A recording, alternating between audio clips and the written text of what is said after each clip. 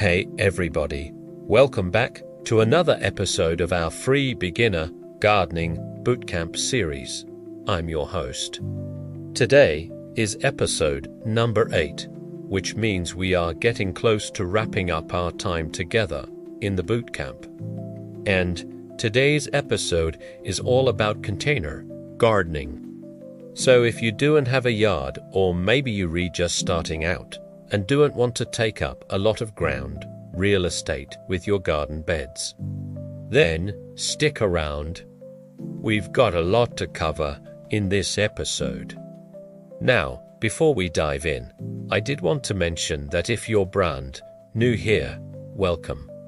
Come for the gardening tips and stay for the community.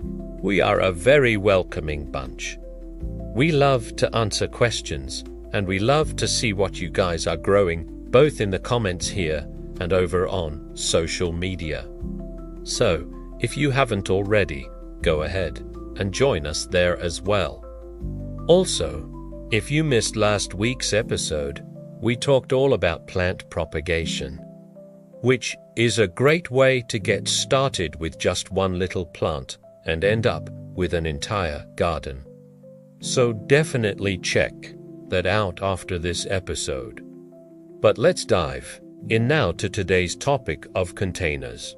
Let me ask you a question. If you are currently container gardening, or if you plan to try it out this year, what do you grow in? Now, I know some of you might be thinking pots, and that can be true, but containers is actually a much broader term than just pots. In fact, a pot is only one of many types of containers you can use for growing plants. You can use buckets, bins, barrels, troughs, hanging baskets, window boxes, milk cartons, water bottles, wine barrels.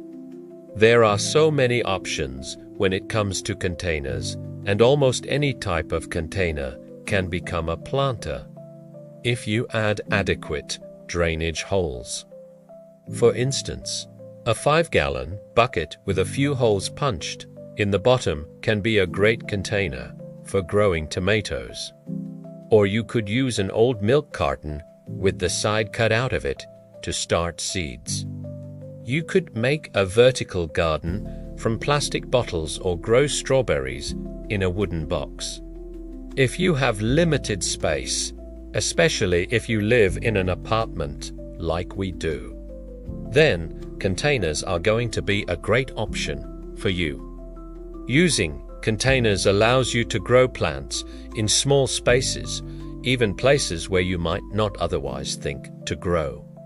And containers allow you to move your plants around, which is especially useful if you have limited space or if you need to bring your plants indoors during inclement weather. You can grow all kinds of vegetables in containers, including lettuce, onions, peppers, radishes, broccoli, cauliflower, potatoes, and tomatoes. Almost anything can be grown in a container, though certain plants may grow better than others. For instance, lettuce and other leafy greens tend to do really well in containers because their root systems don't get too big.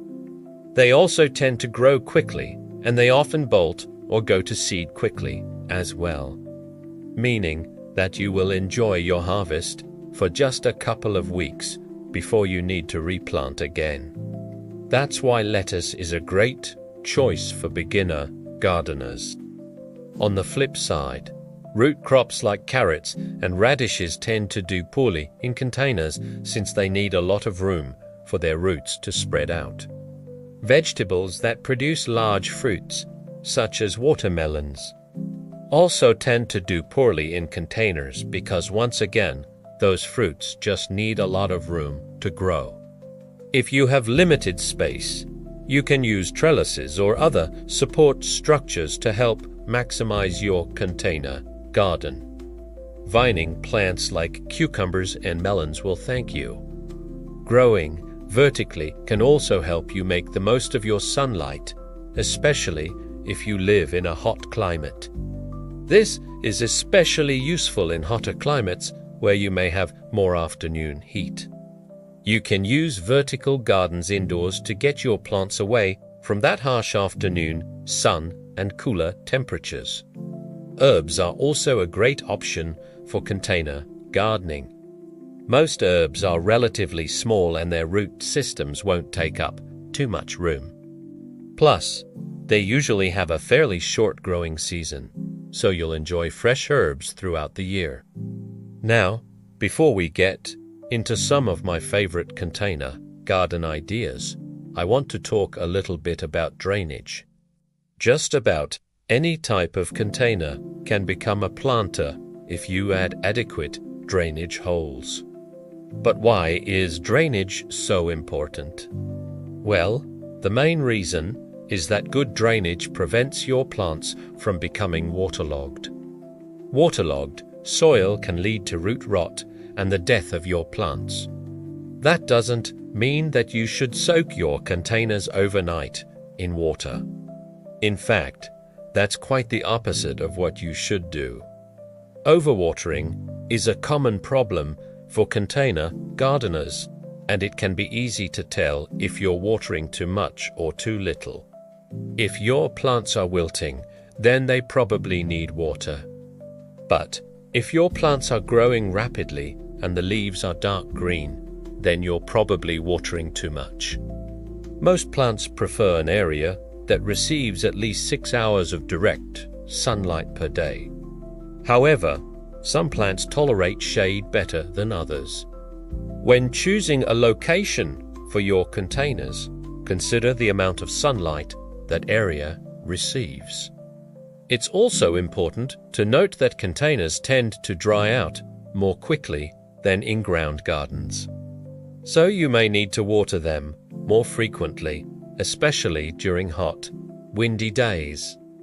Just remember, it's always better to water deeply and less frequently rather than to water shallowly and often. And yes, even if you live in a rainy area, you still may need to water your container plants. Rainwater isn't always enough to keep your plants healthy and happy. One trick you can use to prevent your plants from drying out is to add 1 inch or 2 of mulch to the top of the soil. Mulch helps retain moisture while also suppressing weeds. Another thing to keep in mind when placing your containers is how you'll access them. If your containers are in a raised bed, then you may need to use a stool or step ladder to reach them. If you have mobility issues, then it's probably not the best idea to place your containers high up off the ground. But my personal favorite way to garden in containers is by growing on a deck or balcony. This way, your plants are within easy reach, and you can even set up a drip irrigation system to water them automatically. Now let's talk a little bit about the type of soil you should use in your containers. It's important to use a lightweight soil that will drain well, such as a soil mix specifically designed for container gardening. You never want to use garden soil or potting soil in your containers. They're too heavy and they compact easily, which can lead to poor drainage and root rot. You'll also want to fertilize your container plants more frequently than your in-ground plants, because the soil tends to drain out of them faster.